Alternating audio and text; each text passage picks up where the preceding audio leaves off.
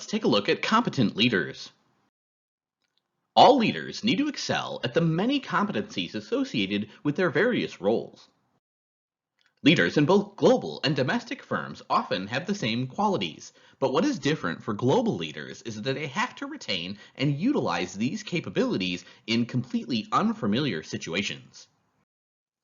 When leading in culturally diverse environments, they face high degrees of complexity and multiple sources of change, often while having little to no experience working in the culture or cultures where they now find themselves.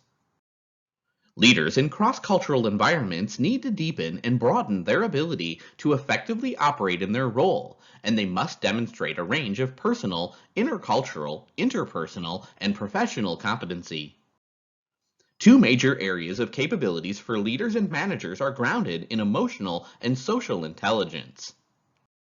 Emotional competence is a learned capability based on a person's level of emotional intelligence that enables them to achieve outstanding performance at work. Social intelligence competencies help people enhance their performance by effectively dealing with challenge.